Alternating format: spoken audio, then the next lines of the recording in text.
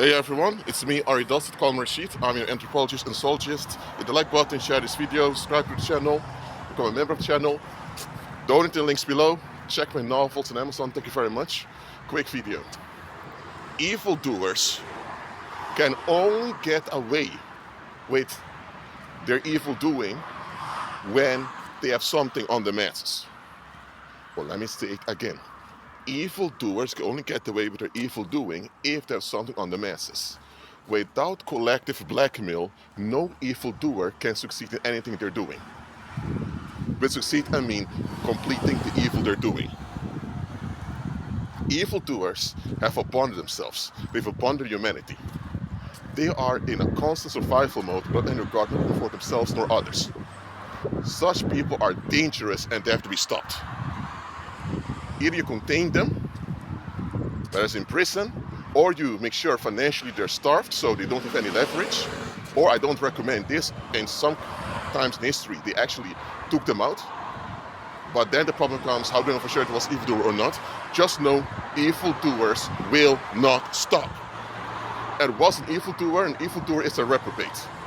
Someone that's in sin is not an evildoer, even though it's not good to be in sin. Someone who's just escaping. You have people who are dysfunctional. Some people are long-term dysfunctional. And then you have people who are neglectful. But even neglectful people are not by definition evil directly.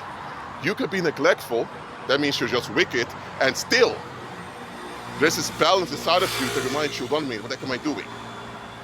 All human beings have this natural balance in them, created by the Heavenly Father. Same with your physical body. If you haven't slept well, if your body's exhausted, you get sleepy. If your body needs hydration, you become thirsty. If your body needs nutrition, you become hungry. If it's too cold around you, you get goosebumps. Or if it's too hot, you begin to sweat. So your body has a natural balance to it. So does your mind. As a spirit being in a body, you have a natural balance that includes both your physical body and your spirit essence. Now, even people who are wicked, with wicked I mean they're just plain neglectful towards themselves and others, they still have this balance that will be triggered at some point. Evildoers, this balance is as good as non-existent. I mean, imagine entering a car. There are many cars driving around. You might enter a car, but the brakes are not working. It is the same as entering a car without any brakes. Would you feel comfortable driving a car like that? Likely not. Would you feel comfortable being a passenger in a car where the brakes aren't working? Hell no. What if you have a bus with a lot of people on it, and while the bus is driving, the bus driver says, announcement, passengers, our brakes don't work, so just stay calm and got it under control. Would you be happy with that? No. If you survive the bus ride, you would sue the bus company, or sue the driver, or you would sue whoever is necessary because your life is put at risk. The reprobate, who the Bible calls evil people, or in the world called the narcissists, sociopaths, and psychopaths, they have the natural balance so eroded that you can just say they have no natural balance. So they're implacable. So they're almost ungovernable. You can't actually govern these people. Eventually, they'll go from bad to worse and worse and worse. It's an endless downward spiral. Such people are only kept stable by the public. Whether someone is on a narcissist level, a sociopath level, or a psychopath level, any reprobate, any evil individual is kept stable by the public. And those evil people know that they have no stability on the inside. They know it very well. So they're hyper-dependent. Now, all of us depend on one another because we're vulnerable and fragile creatures, human beings. Okay? However, the evil individual is hyper-dependent, I call it, because they absolutely cannot even function on a basic level without the public upholding them. But of course, evil people don't want to admit this. They're proud. So they now will have this false self of independence, greatness, or some of them go the other way. They have this learned helplessness, whatever false self, false image they choose. The only thing they have is a false image that they use to drain the public. Now the public can see through this and make plain, we don't do that over here, and they can withdraw themselves. If the public withdraws their sympathy or their facilitation of the harm, guess what? The evildoer, or let's say the reprobate, collapses, and they likely turn on themselves and take themselves out. Or if a group of reprobates will take each other out. That's how simple it is. What happens in the world, however, is that the reprobates often succeed in their exploitation, in their blood sacrifices, the wars start, and all the evil they're doing, because they're facilitated by the masses. The masses facilitate their evil doing because they have something on the masses. Okay, for example, let's say you have this cult leader, okay, name just any cult leader, and this cult leader claims to be the incarnation of Jesus Christ. He knows very well he's not the incarnation of Jesus Christ. He knows very well he's lying, and he knows very well how ridiculous his lie is. But here's the thing: he has a whole group following him, tens of thousands of people following this guy who claims to be the reincarnation of Jesus Christ. And you think, how the heck is this possible? But here's the thing: here it comes again. Oh, hold on. The majority of the people that follow him, look at them. They're either people who have something to hide, some failures they want to own up to, so they have bitterness in them, and because of bitterness, they have this victim mentality in which you're longing for a confirmation. And this guy, no matter how ridiculous his philosophy is, he still confirms their victim mentality. So that's why they got hooked onto him. It's not that they actually believe everything that he's saying. They know it's nonsense. But they'll rather with that nonsense than have to face themselves. But then you also have a lot of other people who are following the guy who have been abandoned and neglected. So let's say now you have a woman who falls for this teaching that this guy is the reincarnation of Jesus Christ. And she ends up, as part of a cult, helping out with everything he's doing, even criminal activity.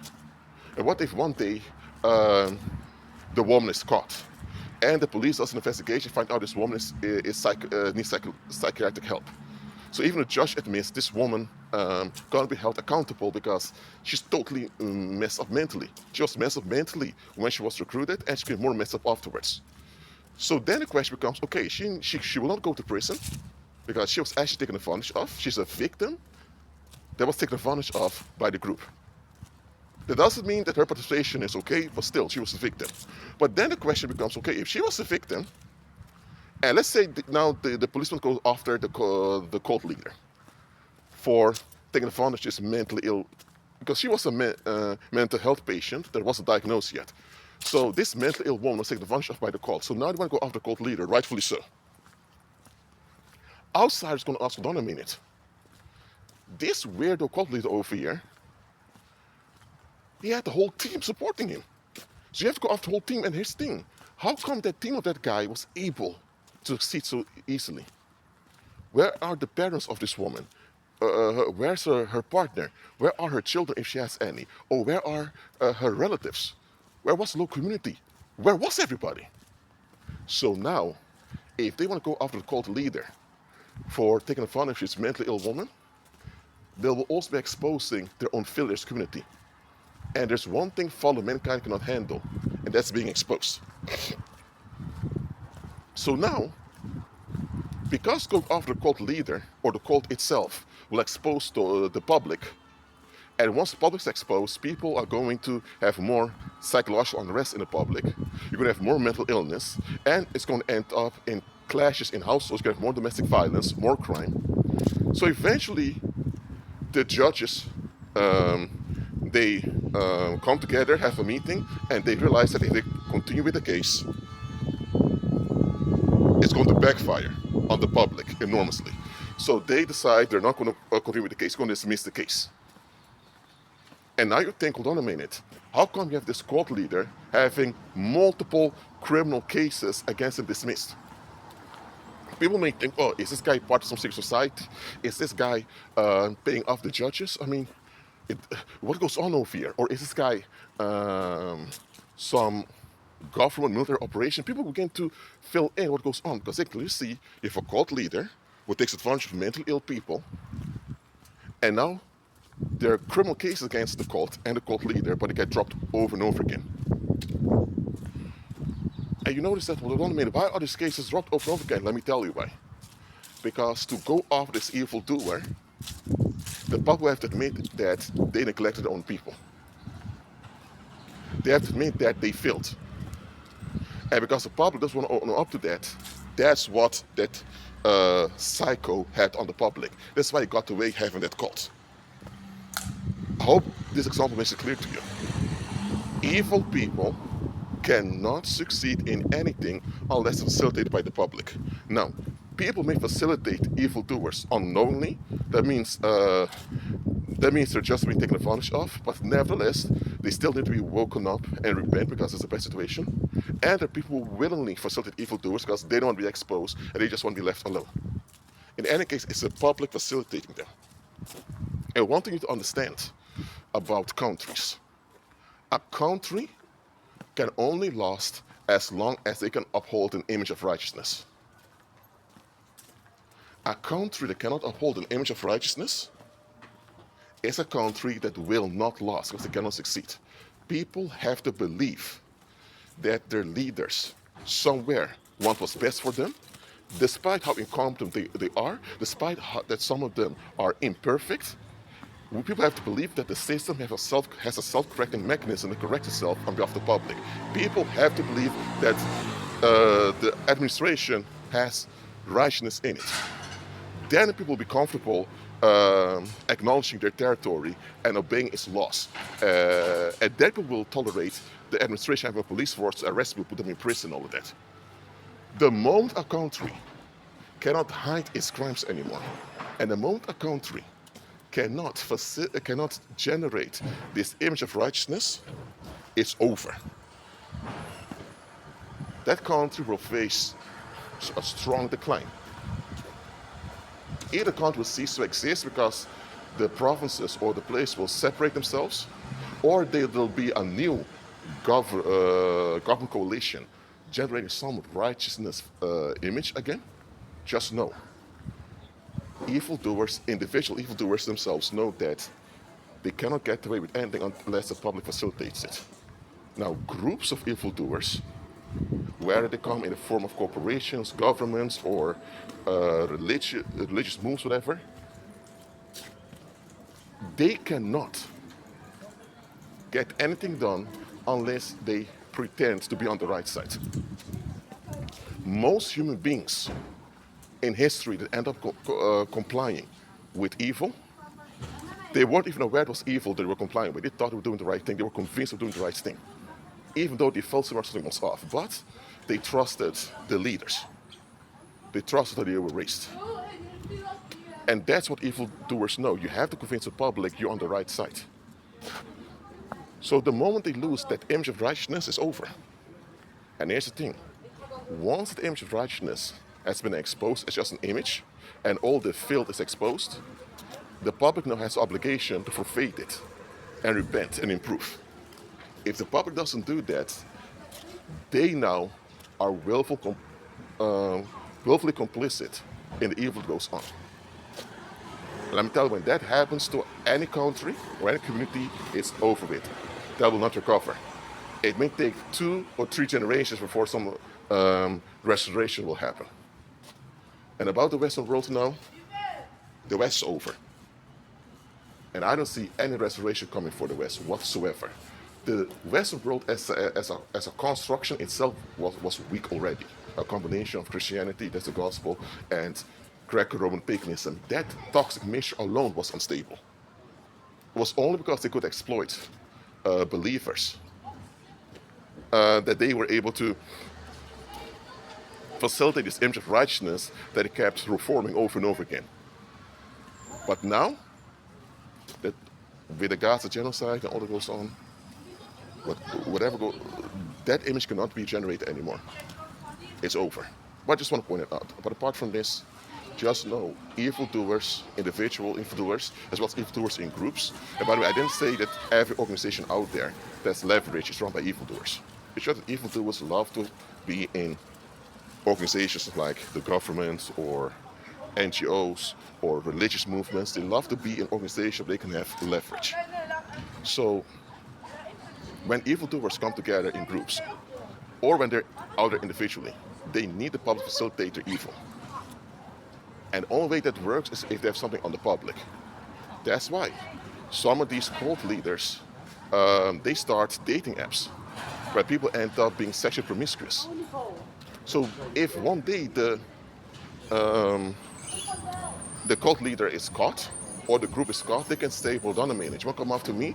But didn't people voluntarily went to the website and cheated on their partners, all of that? Oh, now you have a big embarrassment people want to deal with. So question to you is, do evildoers have something on you? Do evildoers have something on you? Now this is something personal between you and the Heavenly Father. Nevertheless also affects people around you. Do evildoers have something on you? Because if they do, then you likely end up facilitating their evil. And once you end up doing that, you are accountable for the harm they do. Simple as that. This is not me guilt tripping you, I'm being real with you. So repent, reflect, become better and safer, become a better and safer human being, so evildoers have nothing on you. Don't give Satan advantage over you. That's it for now. Keep it clean with Christ and be at peace.